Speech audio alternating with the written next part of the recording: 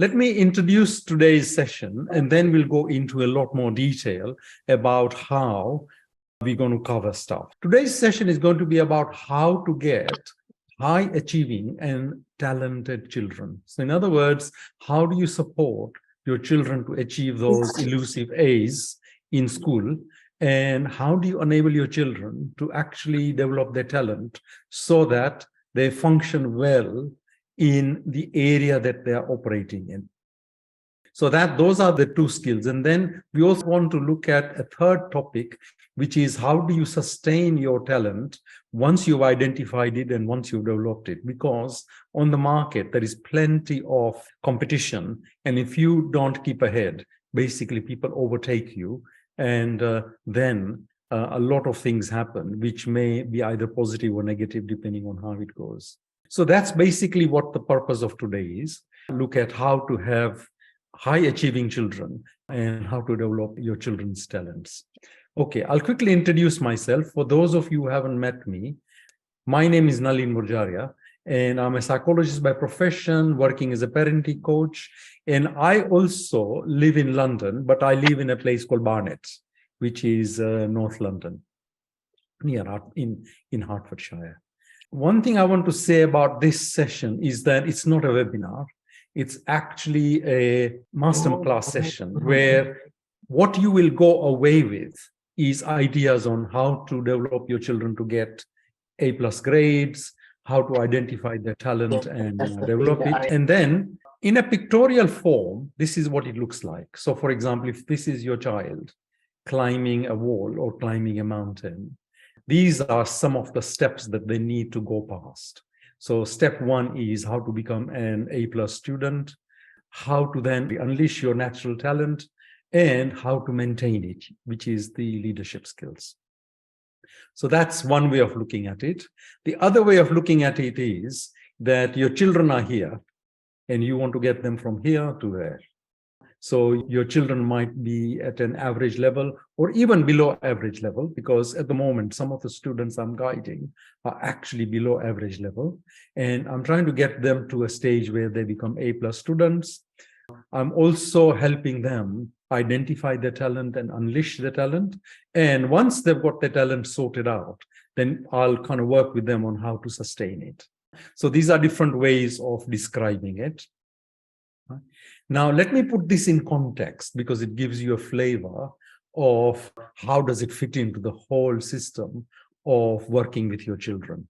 So the story so far has been that I've done a number of sessions. So I did session 1 where I talked about the parenting journey, that if you're a parent, and whether you're a parent of a child or a teen or a parent of a child who's got a diagnosis. So diagnosis could be autism, it could be ADHD, it could be a learning disability.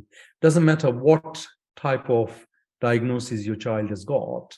When you are working with them, this is the journey you are taking them through. So in other words, one of the issues that emerge is that if you don't communicate very well with them, you start pushing them away. Then as part and parcel of being a child, they will have challenging behavior. So an example of this would be if they are playing with other children, they might snatch their toys, they might not necessarily be cooperative all the time. And as a parent, you want to help them on their journey to become more responsible, more cooperative, more able to share. So that's one of the things that you are teaching as a parent. Another thing you are teaching is that your child may develop different types of habits. So an example of this might be that they are looking at the screen too much, or they are lying, or they don't like homework. So they develop habits like that. And again, as a parent, you're helping them overcome those habits so they basically get back on the right track. The third thing you're doing on their journey as a child is you're trying to help your child develop and become a responsible child. So, there are different stages. Obviously, children who are older, their brain works differently to children who are younger. And on this session, what we look at is how you support your child actually develop responsibility at the stage at which they are. So if they're a teenager whose brain works differently and their style of interacting with you is differently, you need to adjust your parenting. Another issue that comes up is the confidence of your child, that your child has got to survive in this world, and they need to be confident in loads of different settings, in school, in community, and even with their friends and other family members. So how do you help your child find their own voice and become a voice which other people can easily hear, so they can maintain their well-being? The next area that we look at in the journey of a parent with a child is that, generally speaking, if you have a good family which is able to develop the child, then they automatically have the success skills or the success values. But at the same time, while you are working within the family, you're also developing the child's ability to protect themselves. So here, when we talk about family values, we are looking at two core skills: how to succeed in life and how to safeguard yourself. And this is what we're going to cover today: how to become an A+ student, which is an issue for a lot of parents. How do you help your children develop their talent? And this is an issue for majority of parents, because 95% of people, you can even go further, 97% of the people do not even know what is the parameters of their talent and how to develop it. And the last thing we want to look at is that once your child has got the talent and developed it, how do they maintain it and become an authority in their own area? So these are the kind of things we're going to cover today. So that's what I covered in session 1, which I call the parenting journey, or part 1 of the course. And we talked about what are the things that you as a parent have to do in order to make sure that you do not lose your child on this journey. Because if the child is lost, then to help them becomes difficult. So that one was part 1 of the course. Now, on part 2 of the course, what we looked at was this particular diagram. Here, we're looking at how you connect with your child and what it does for the child. So in other words, when you're connected, the child feels secure, they feel loved, they feel they are being mirrored. In other words, their needs are being met. They feel safe. They feel you are responsive to them, and they feel you are tuned into them. So in other words, when this connection is working well, it gives you the opportunity to do a number of things which are difficult if your connection is not working well. So one of the things you need to look at is, when your connection is working well, your child has got a very high level of self-confidence. And we tend to say that the cup is full, so they are here. If they have challenging behavior, if you interact with them in a manner that we actually discussed on the course, then automatically turns into responsible behavior.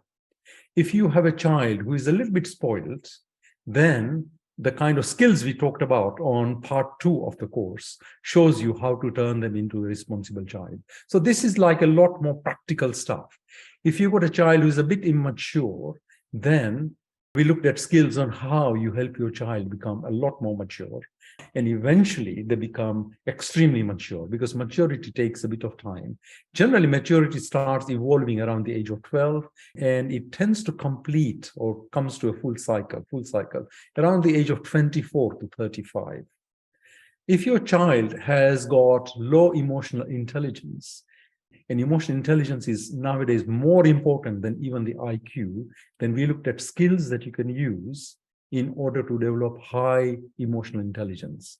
And the last thing is, if your child is suffering from any anxieties, so an anxiety would be like, for example, they have, let's say, exam phobia, for sake of argument, then how do you as a parent help them work that through?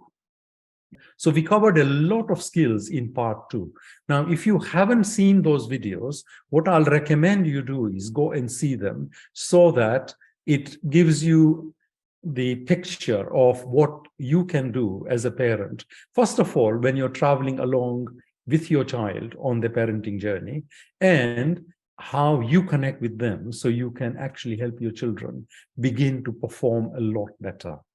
We did session 3, where we looked at how you help your child become self-directed. In other words, how you help your child become independent. And there are three areas of independence. One area of independence is what we call age-linked independence. In other words, what your child should be able to do at different ages, and how do you enable them to become independent. And then we looked at what are the core skills your child needs to develop to remain confident, or first of all, build their confidence and then maintain confidence. And the last thing we looked at was how do you help your child develop those values which enable them to, first of all, succeed in life, but at the same time protect themselves. So that's what we covered in session 3. So you can see what kind of skills you need to use as a parent to help your child become self-directed. In other words, more independent and able to function by themselves. Now, today, what we're going to look at are the three things I already talked about: how to help your child become an A+ student, how to help your child unleash their talent, and how do you help your child maintain that leadership or become an authority in their own area. Now, one of the things I normally talk about is that when I am working alongside parents, these are some of the tools that I actually share with them. So one of the things we do is I give them a workbook so that in each and every area, they can use that in order to develop a plan for the child. So a simple example of that would be that if you're trying to develop maturity in your child, workbook would contain all the key ideas. It also contains worksheets that you can use to help your child mature. Then you create an action plan which allows your child to actually become that mature. And we look, the workbook contains all these three areas. Connect, we'll look at things like how do you engage with your child, how you help them change their challenging behavior, and how do you help them overcome their toxic habits. When you're developing their independence, you are working with them on family values, their confidence, and then own level of responsibility. And the last area is what we're going to cover today. So there are handouts that are given to everybody so that they can work their parenting into a system which actually works well for them. And the way we actually work with parents is I give them access to online courses. We do masterclasses on each and every topic, and then we help them develop a strategic plan. And I also answer questions during Q&A sessions. And then obviously they have the workbook to actually help them put everything into place. So the whole system works quite well. All right. So that says a little bit about myself. Those worksheets are part of the courses that we deliver. So when I deliver a course, say, for example, on maturity or on managing challenging behavior and so on, we give it as part of the courses so that people can use that in order to focus their mind and develop an action plan for their child. So that's where does it mean for a child to have a special need? Okay. Special need child is a child who has got a diagnosis. So an example of special need child would be a child who's got learning disability. What that means in practice is that they have a different way of learning to the way in which majority of schools operate. So in other words, the learning style is different, the way they process the information is different, the way they interact with the teacher or interact with whoever is around them is different. And what we do is if you've got a child with any kind of special needs, we identify what their learning style is, and then I teach you how to engage with your child so that you can use their learning style to help them on their parenting journey. You know, the issues that I raised on the parenting journey. So how you can work with your child. And a special need would be something like ADHD or autism. So a simple example of that would be that if your child has got autism, one of the problems they have is that they find it difficult to interact with the people face to face. They find it difficult to identify other people's emotions. So their interpersonal skills actually are suffering already even before you start. But the way we operate is, or the way I train you on your parenting skills is, I show you how to, in a sense, use your child's learning style in order to learn those skills anyway. So that, in a sense, is the answer.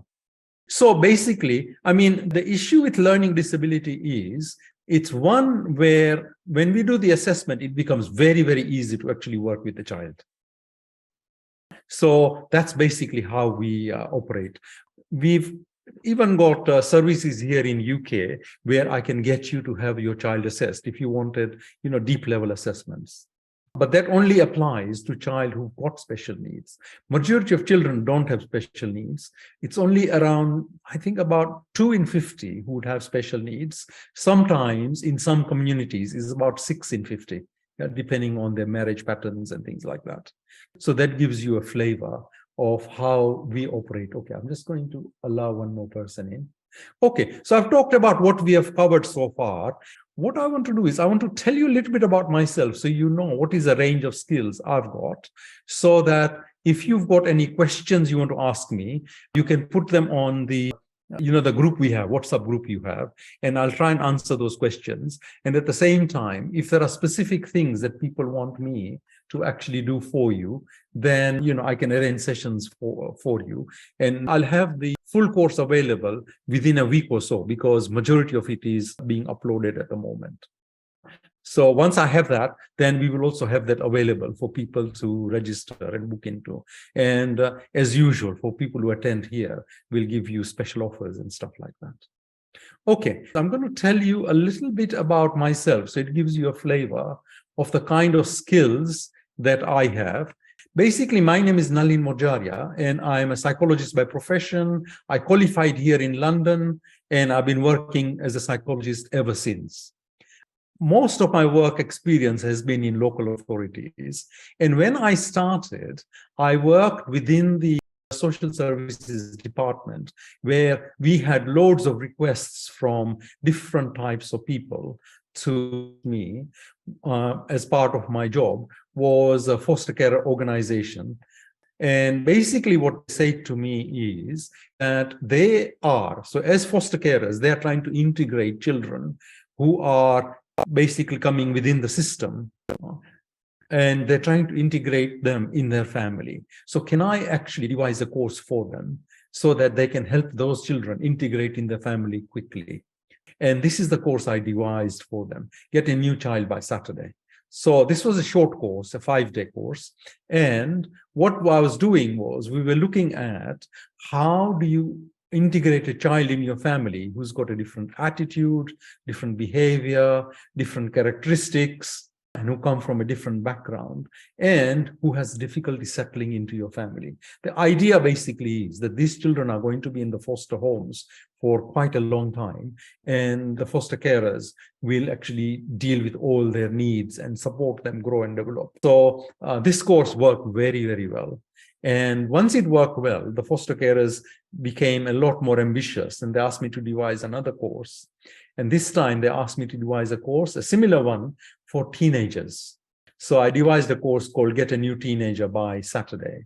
And again, the objective there was that we were trying to settle children who are teenagers in foster care families, who were mouthy, moody, were just looking after themselves because their parents couldn't do it.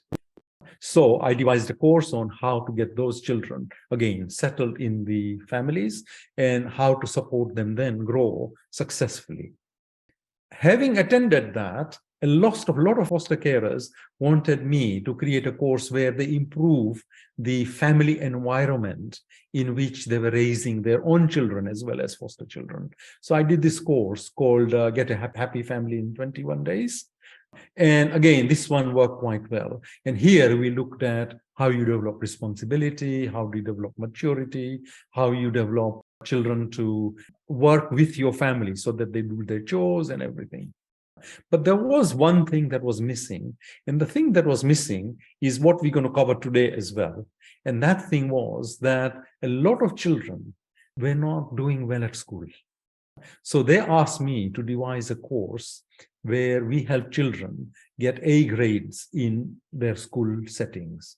So I devised a course. I did a lot of research on it. And what I found was that one of the reasons why children were not doing well is because they are using wrong techniques.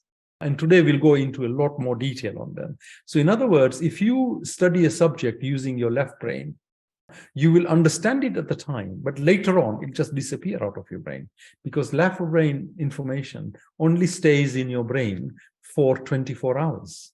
Well, if you use the right brain, the same information will be there forever. So it might sound like a bit technical in nature, but the idea basically was that we were helping children use their right brain to study better, to plan their understanding better, to actually master subjects better, right? So that when it came to exams, they will do well. And what I found was that even if the study skills were good, they still didn't have enough exam skills in order to actually pass those exams with A grades. So again, I kind of added substance to a lot of stuff to the course in order for them to get those A grades. And today we're going to talk about it in a lot more detail. Now, when you have so many courses, people find it difficult to find time to attend them. So one of the things the foster carers actually told me is, can you bring everything together in one course? So it took me about 3 months to actually make it work. But the course that I came out with was called Empowering Parenting. And that is where this parenting journey idea came up. That is where the whole idea of how to support your children become empowered to actually become the best they could be emerged. And what I found was that basically, in order to support your children, you need to practice 3 core processes. One of them is what I call connect processes, which we covered on session 2. And then you need to help children learn to guide themselves, which is what I call the compass process. In other words, they become their own compasses, which is what we covered in session 3, and then become competent at different things in their life. And the key area where they need to become competent is school and themselves, developing themselves. And the last thing is become an authority in their own right. So that's what we call the competence process. So that's basically what we were doing. And what happened was, once foster carers attended the courses, this is the kind of feedback I actually got back. Like, for example, a lot of them were saying these were good, great courses. Every person must attend. These are like some of the reviews I've got, and they're all there on Trustpilot. So although it was a big leap for me, for me to jump from doing so many courses to just devise one, it did work very, very well. So that tells you a little bit about myself and the kind of things that I've done so far. I studied in 2 places. One is University of London, and then I also did it at that stage, it was called Hatfield Polytechnic, but now it's called University of Hertfordshire. So I did both courses in UK. So everything I do is technically UK linked, because I know the UK systems a lot better than systems in other countries. What I found is that when I've had clients from, India, and I've had clients from South Africa, and I've had clients from Canada and so on, the stuff that I'm able to share with them does work in their country. So it gives you a flavor of how you can actually use our services and even work in your country if you are, not settled in UK. Okay, so that tells you a lot about the background and stuff like that. For those of you who don't know, where I studied, University of London, Goldsmiths College, is the world expert on CBT, cognitive behavior therapy. And where I studied in Hartford University, they are a world expert in social services and areas like that, because part of my course was I was actually teaching social services students how to practice social work. That's why I ended up in social work department. I want to get started on today's session. That if you think about study problems that your children have, writing, focusing. Okay, first of all, focusing would be focusing on different things, like how to do my homework properly, or focusing could be how do I prepare for exams. Addicted by devices is a big issue. The big issue. I covered how to deal with addiction on, I think, session 2.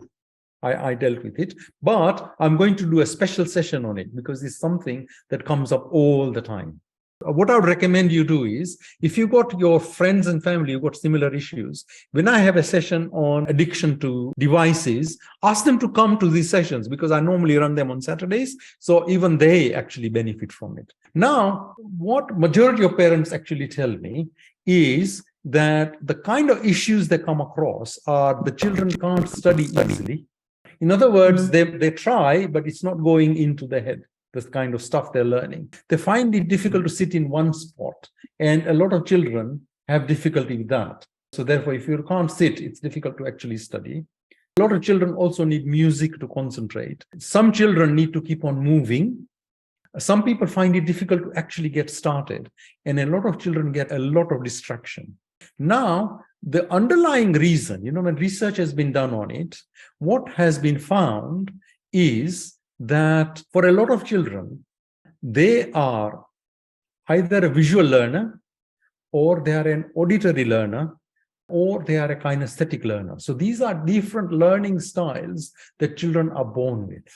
And if you do not adjust learning to their automatic learning style, then they find it difficult to concentrate. They find it difficult to actually learn.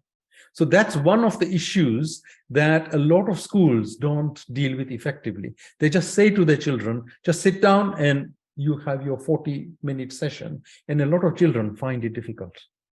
So we need to, so when I work with parents, one of the things we try and discover is what is the learning style of your child.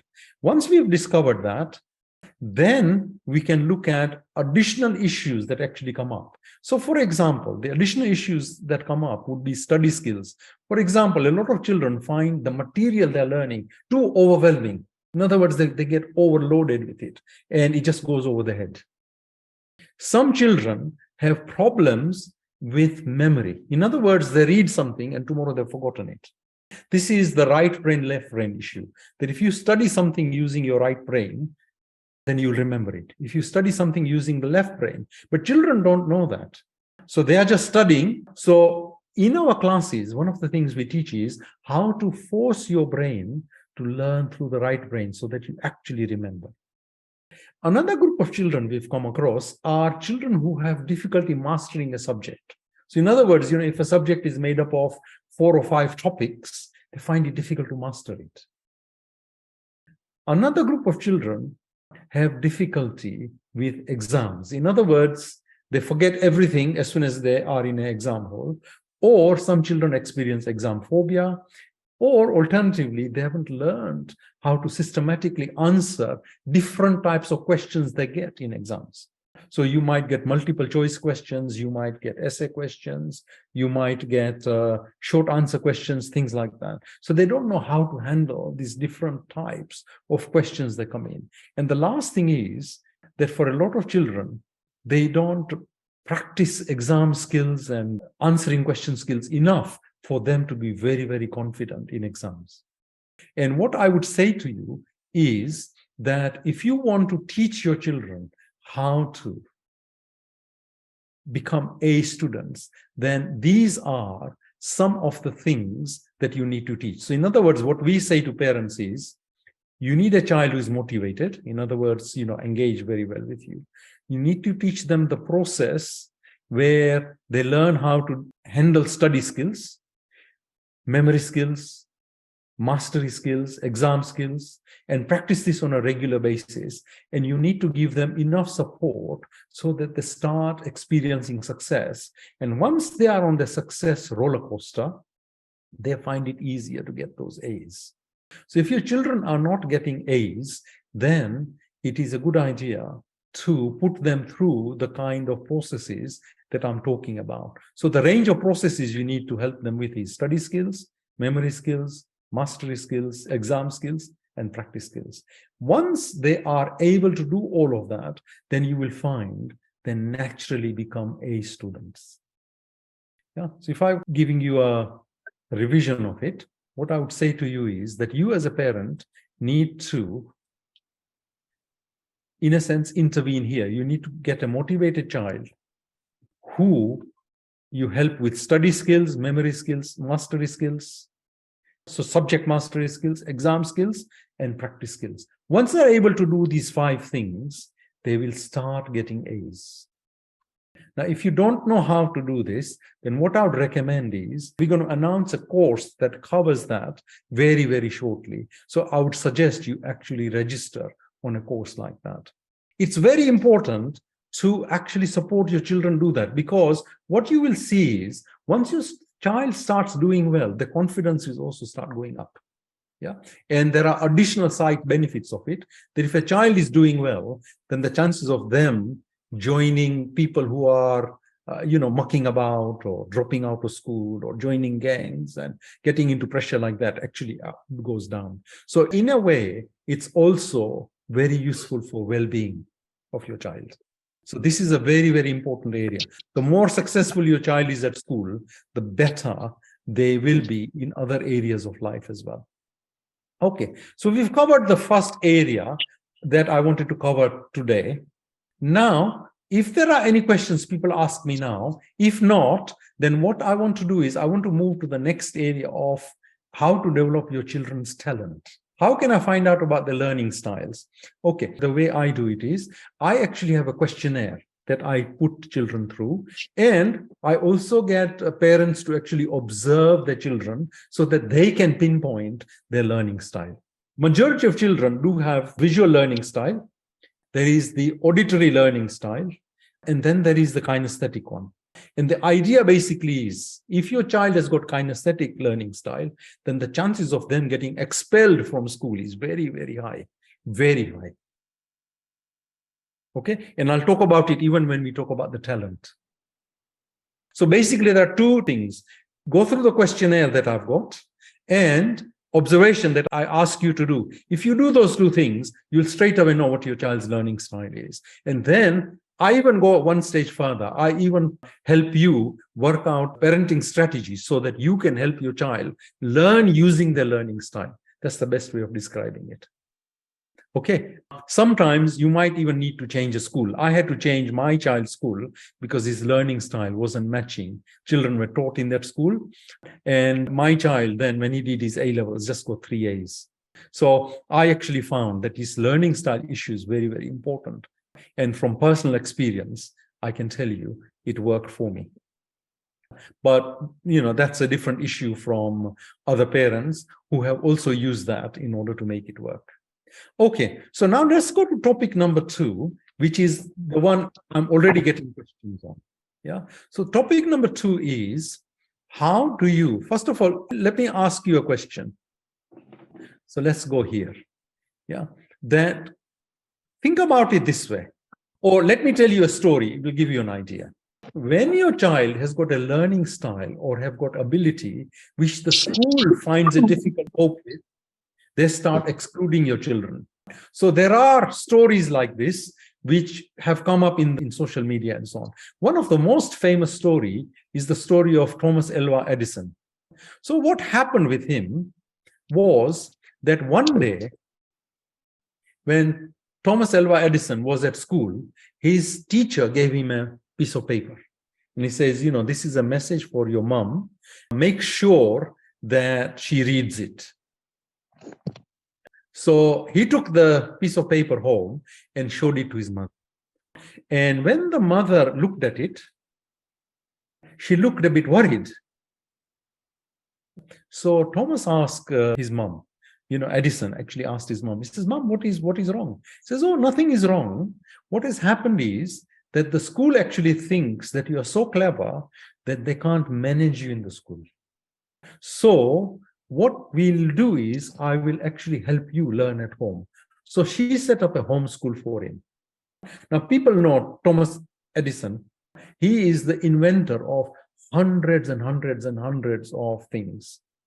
So anyway, he is one of the best inventors in this world, by the way. So one day after his mom had died, he was looking through her stuff and he came across this piece of paper. And what that piece of paper had actually said was, hello, ma'am, we are not going to be able to teach your child in our school because your child is adult. Do people know what adult actually means? It means your child is so confused and is so difficult to teach that we can't have him here. So can you see, because Edison had a different learning style, the school found it difficult to cope with him and they kicked him out. And he is an example of a very, very famous person who got kicked out of school simply because he had a lot of talent. There is another example of a person who had a lot of talent as well. And some of you might have come across her. This is a child who also had behavior which the school found very, very difficult. So the story is of a woman called Gillian Lynn. What happened with Julian Lynn was that when she was young, she was about 8, 9 years of age, the school again wrote a letter to her mom.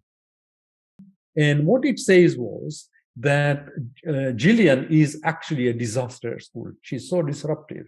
She's fidgeting all the time. She's very noisy. She disturbs other children. And they find it difficult to hold her in the school. So they are not going to be able to teach her anymore. Yeah, so she again got kicked out. The parents got worried.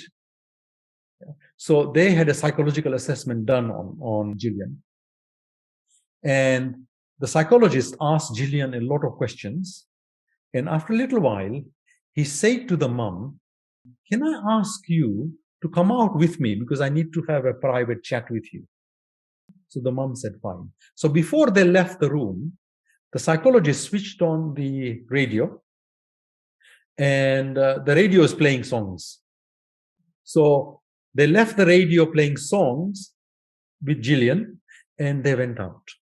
When they were out, the psychologist said to the mom, "Look at what your daughter is doing on her own from this window." Yeah? So they were just outside the room and they were watching Gillian. And they found Gillian had already got up, was listening to the songs, and was dancing to it. So what the psychologist said to her is that, "Really, ma'am, she's actually a dancer. She's not an ordinary student. I would like you to register her at a dancing school." So Gillian was registered at the dancing school, and she became so good at dancing. I mean, she already was good, that when Andrew Lloyd Webber, Andrew Lloyd Webber is one of the very famous guys in UK for music and for musicals and so on. When he was looking for people to actually choreograph these two plays of his, Phantom of the Opera and Cats, he identified Gillian as the person to do it for him.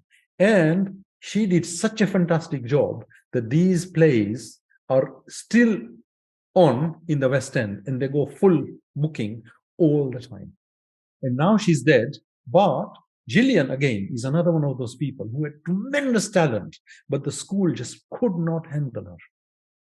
So if your child has got a lot of talent, you will find the schools will find it very, very difficult to actually cope with them. So if your child is getting expelled from school, it may well be that they're so well talented that the school just doesn't know what to do with them. Or alternatively, because the child is very talented and they're getting bored at school, they are behaving in ways which the school can't cope with. So these are two examples. Now, the key thing is people like Edison and people like Gillian had parents who basically just took it on the chin and helped the children develop very well. But if you are an ordinary parent, how do you help your child? First of all, identify what the skills are and then develop them. So the first thing I want to ask you is this: what is the difference between knowledge and intelligence? So knowledge is just information. Okay, so that's the best description of it. So for example, you can have a knowledge about a book. You can have a knowledge about a play. You can have a knowledge about a person. Yeah, knowledge is just information. Intelligence is how you use that knowledge and make it work. So that's the difference between knowledge and intelligence. And what has happened is there is a very, very famous psychologist. His name is Gardner. He found that people have 8 types of intelligences, 8 types. And depending on the type of intelligence, what you can do is you can have the same knowledge, but you can do different things with it. In other words, that is your latent talent. That each person is born with their own intelligence, and they are able to use that intelligence to transform knowledge to do interesting things, fantastic things. So the question basically is, what kind of intelligences do people have? And this is the research done by Gardner. So what Gardner found was that if you have knowledge, so in other words, for example, if you have knowledge of materials, let's say this is cement, this is water, this is this, this is that. If you have that knowledge, and if you had special intelligence, then you can translate that, turn it into making models, making buildings, making things. For those of you who are from Africa, do you know of a famous example of a child in Malawi who actually was able to help his parents use the land they had turn it into a fertile garden by managing to bring water into the garden? Has anybody seen that film? A child who was able to turn a desert type of garden into a fantastic field. It happened in Malawi. It's a true story of a child. That child had intelligence of how you can translate even ordinary stuff. He actually transferred a bicycle into an irrigation channel. Amazing. Very few people can do it. When there was a drought in his village, everybody left. The only people who were left were him and his family, and they actually managed to irrigate the land and turn it into a fertile field. And everybody then from his village came back. And he was then granted an award to go and study in America because of his natural ability. So that's an example of a natural ability. So there are 8 natural abilities. So the first one is what we call spatial, right? So that's the first one, where basically the child has got ability to think in 3-dimensional ways, and you are able to translate ordinary information into very, very useful things. So that's an example. The next type of intelligence that people can have is called body kinetic. What that means is that they're able to use their body in order to turn it into very, very interesting things. So they can become a dancer, they can become a fashion designer, they can become a photographer, they can imagine how to use body and turn it into special things. So that's the second ability. The third natural intelligence that people have is called musical. So I'll give you a simple example. There are some people who can write music. They have what we call linguistic ability. But then there are some people who can dance to a music, who can sing to a music. So they can't write a song, but if you give them a song, they can sing it fantastically well. They can direct music. So the kind of things that they can do is just amazing. So if you give them knowledge, they can translate it tremendously well. The fourth type of ability your children have is called linguistic.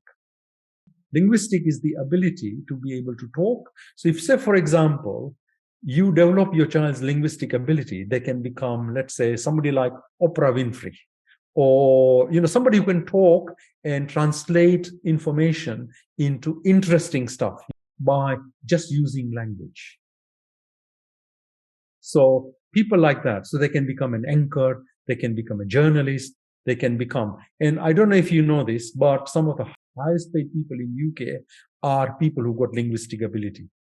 Generally speaking, I was talking to one person who's got linguistic ability, and he was telling me that, an ordinary person an average person has got about 2,000 words, and they have 2,000 words that allows them to do a degree. He had 10,000 words. And he was one of those presenters on Radio 4. Just amazing. The way he could talk is just so fantastic that you can carry on listening to him all the time. The fifth type of intelligence is called logical. In other words, a person has got ways in which they can work out the logic of different things, and they can argue logically. So they can do mathematics, they can look at stocks and basically work out where they're going to go. They have that kind of logical mind. And they can work as accountants, they can work as, they can work in the treasury, They can work out, how much tax you should pay every year, things like that. The sixth skill, or the sixth natural intelligence, is called interpersonal.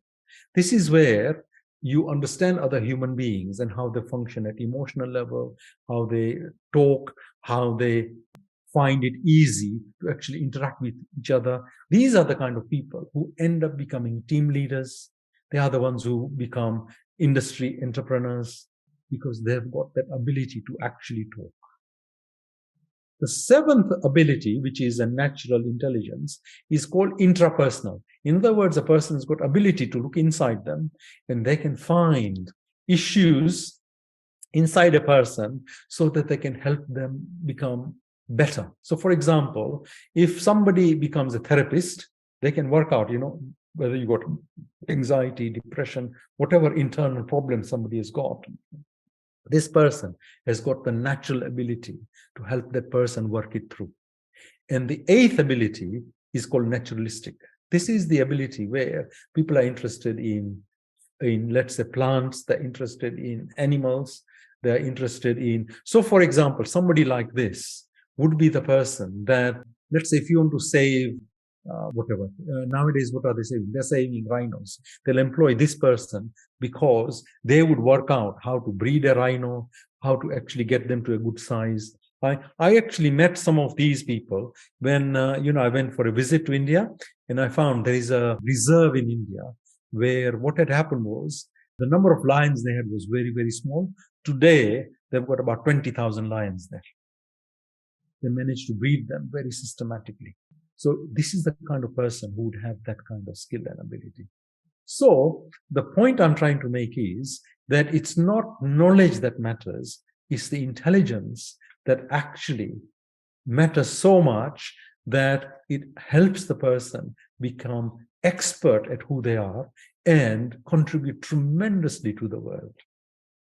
Now, from your point of view, do you feel your child has got abilities like that you'd like to develop? How do you identify what your child's skills are? And sometimes it appears, like your child gets impressed with someone, and for a little while they imitate that person. It appears they've got skills, but in reality, their inner ability is different.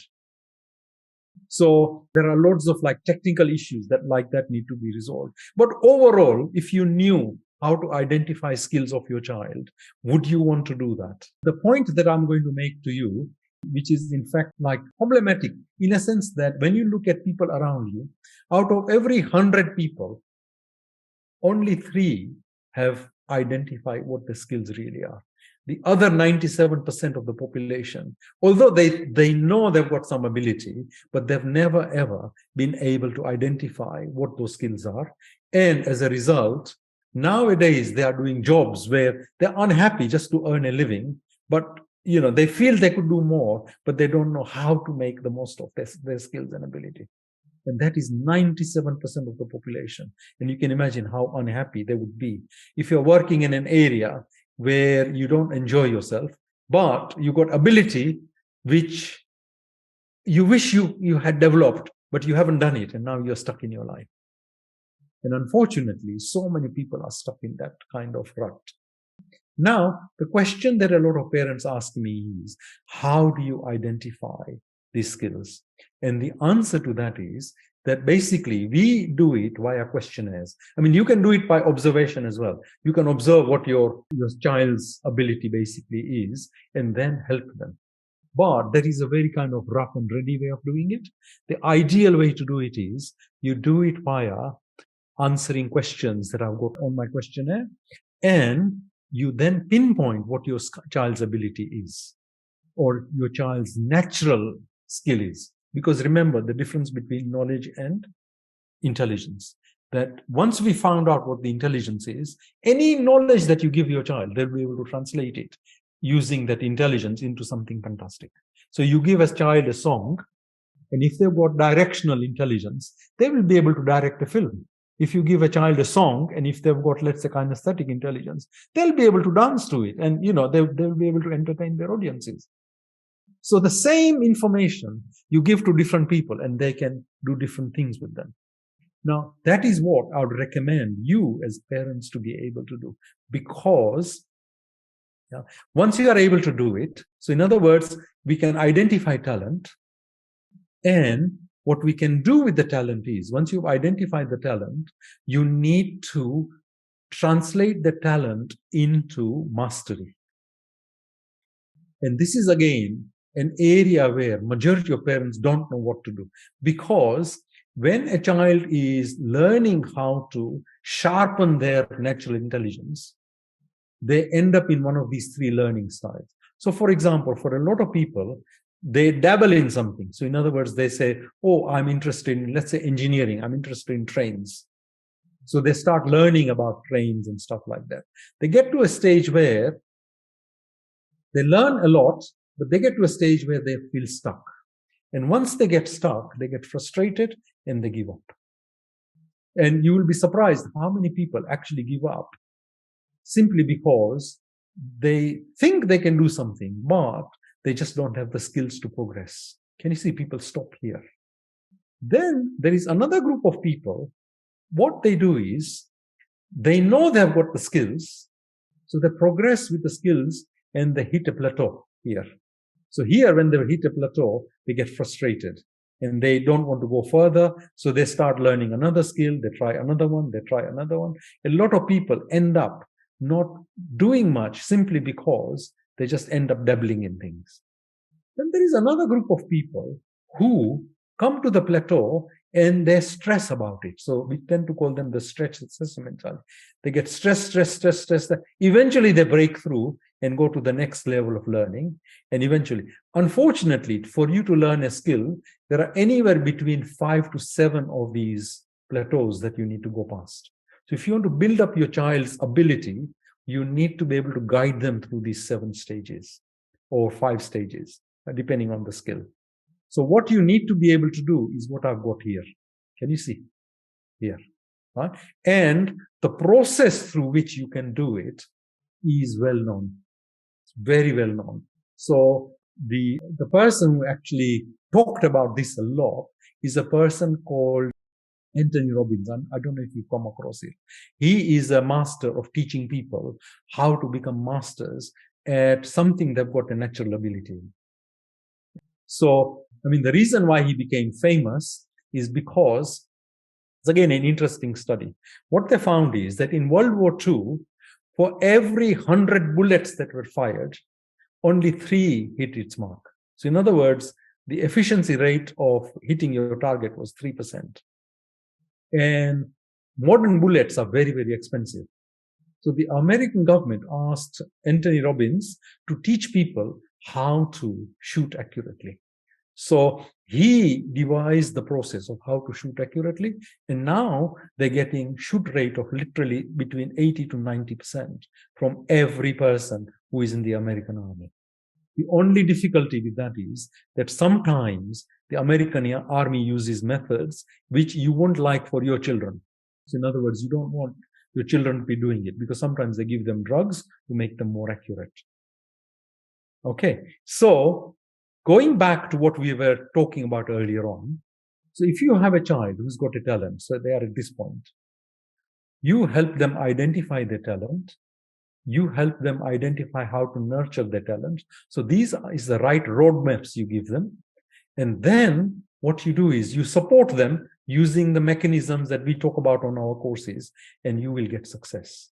So they will join those 3%. You know, the 3% I've been talking about earlier on, who are actually succeeding tremendously in life. And the key thing is that those people are not just succeeding, because success is one thing, but they're succeeding in something that they enjoy, and their natural intelligence allows them to enjoy doing. So they, in fact, become the happiest people on earth in a way. So if you think about that lady, you know, earlier on I was talking about Gillian. Yeah, Gillian Lynn. I mean, always she was, once she got into that school, basically she became the happiest person you could ever come across. She had nothing to complain about. But the key thing is, how do you as parents go from here to actually help your children become the top 3% of successful people? How many of you want to learn this, what I call the success building process, using your children's natural talent? Yeah? Now, remember what I've said to you earlier on, that we are going to put this course out within a week or so, because it's actually, while we are talking, right, we're kind of writing the material up for it and doing it and developing it and so on and so forth. So a lot of people have said me. So I would say I will put a note out, in the WhatsApp group or on the course once it's ready. But I can see that there are loads of people here. What I would say is that, I've grown up as a, how should I put it, person of color, put it that way. And you find that even if you are a person of color and you experience a little bit of discrimination in your area, if you've got talent, eventually you rise to the top. It doesn't really matter. So it is one of the tactics that I suggest the parents learn in order to overcome the kind of issues that we face, or I faced, as a person of color in UK. Very, very important, because we want to do things for our children so that they actually come out on top. So that would be the kind of mentality I have. And education and developing talent is one route which every parent, if they can get a chance, they should really, really try and implement in their parenting. Okay, so I've got a lot of people saying me. Okay, the course will be ready, and as soon as it's ready, I'll let you know.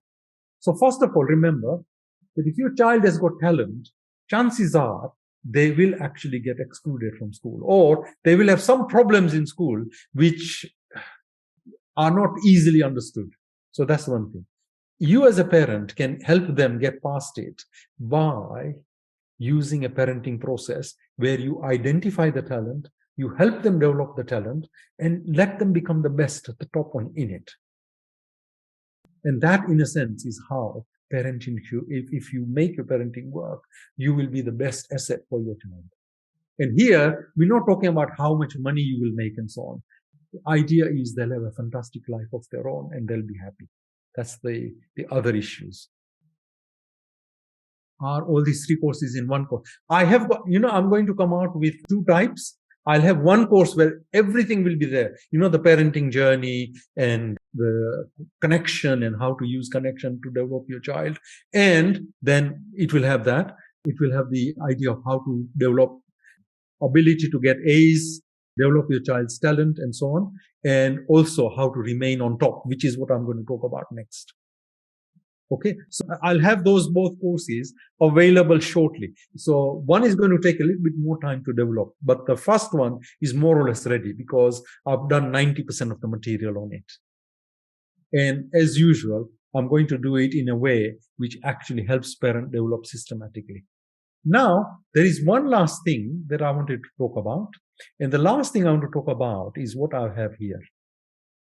That even if you are very, very talented, and this is what it is. There is a very, very famous saying that even if you're on the right track, if you just sit on it, the train is going to run over you. So it's a very, very important saying. And this is a saying that I want parents to take away. That even if you're on the right track, you can't sit on it. You got to, in a sense, keep on moving in order to keep on developing yourself. So personal development is something that I recommend people do, but they do it in the track they're already good at. And that is very, very important. So the idea really is, if you're good at something, so for example, I came across a student who was very, very good at maths, and I helped him get a placement in BP. I think people know BP as a very famous company, British Petroleum. And his responsibility was, he's only like 19-year-old. He's not that old. His responsibility was that he worked in the finance department, and every day he'll be looking at stocks in order to identify which ones are going to go up, which ones are going to go down. And he was in placement there for only about 4 months.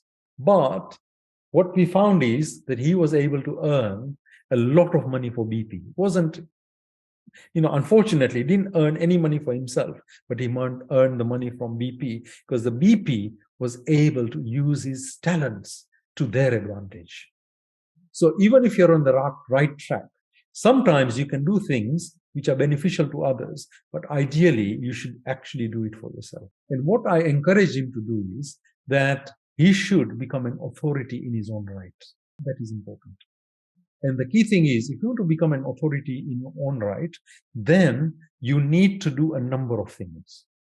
The key thing is that, has anybody here come across a person called Stephen Covey? Has anybody come across this particular writer, Stephen Covey? He wrote a lot about how to become a leader in your own right. Stephen Covey, have you come across him? This is how you spell his name. Stephen Covey actually identified a way in which you can maintain your leadership in your area.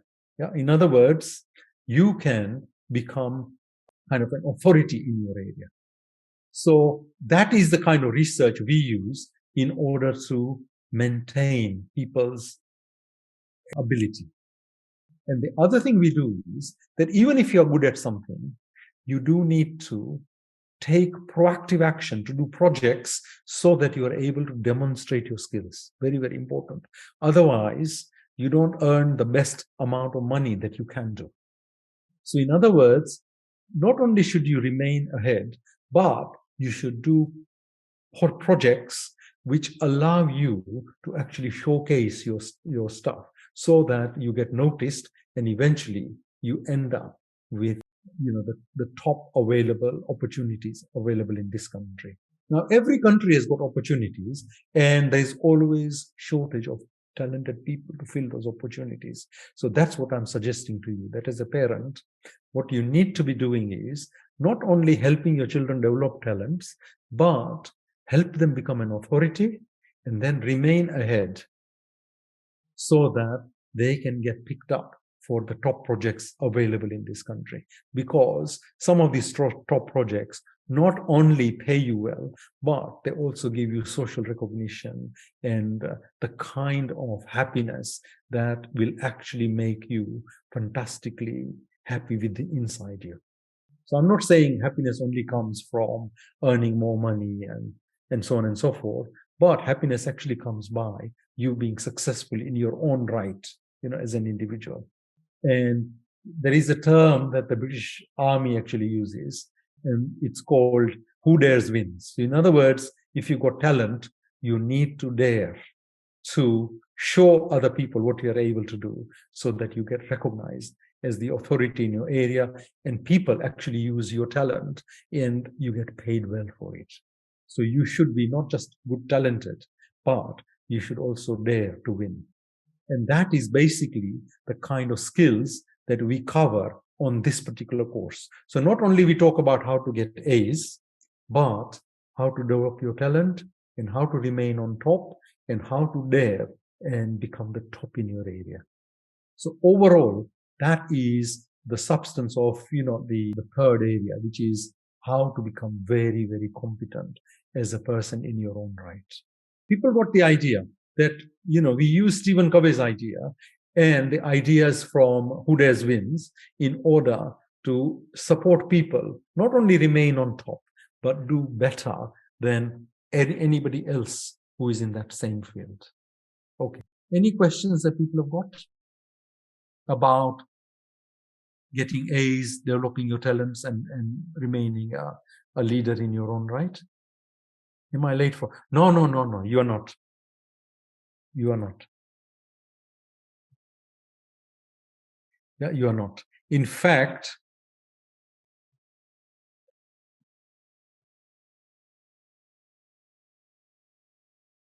good age to start with. Yeah, because remember, in my case, I work with 19-year-olds.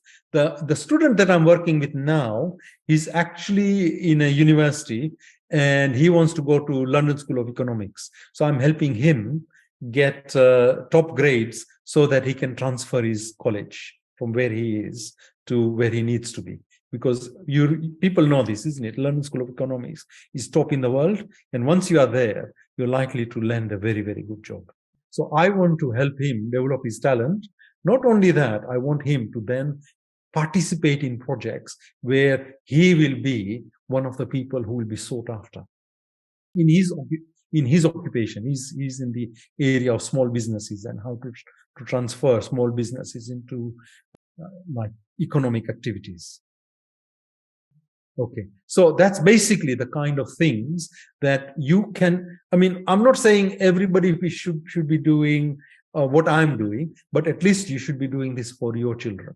Because remember, in my case, being a coach means I get loads of different opportunities to help different people out. One of my students, by the way, did so well that he's now part of a documentary series in Channel 4, and she is doing documentaries on horses.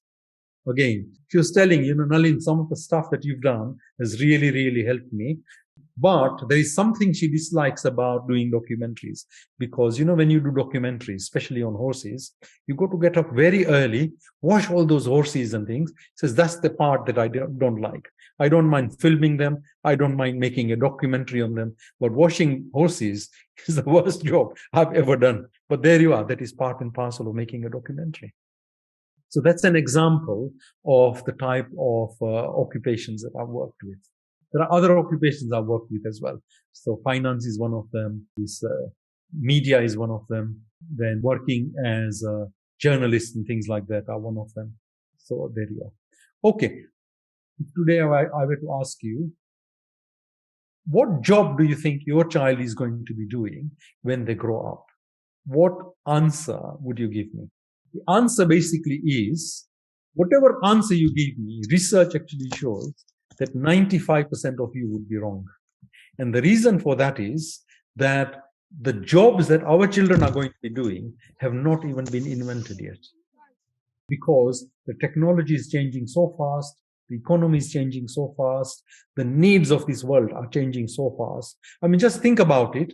What do you think the impact of this war in Ukraine is going to have on the world? It's just going to be enormous. Everything is going to change as a result. So the answer really is 95% of us cannot even predict what jobs our children will be doing, simply because everything is going to change. So what I would say to you is, if we can help our children, the best way to help our children is by preparing them with the kind of skills that I'm talking about, so that you prepare them for future, right? And they are so good at what they need to be doing, or they're so good at what they already have inside them, that industry is actually looking for them and helping them develop what they need to be doing. Okay, it's multi-skills. Multi-skills is going to be very, very important, because in any occupation, there are multi-skills. I mean, there is no job on earth now. For example, when I did psychology, I never thought I'll be using IT to actually deliver psychology. But there you are today, I'm doing it via Zoom. Can you see? So you have to be multitasked. So when I qualified in 1983. At that stage, technology, even very few people had computers. Okay. All right, guys. So I'm going to say bye to you, unless anybody's got any last minute questions. And then I'll see you next Saturday if you want to join the next session, because every Saturday I do a new topic. Okay, guys. So take care. I'll say bye to you guys. Say have a happy weekend.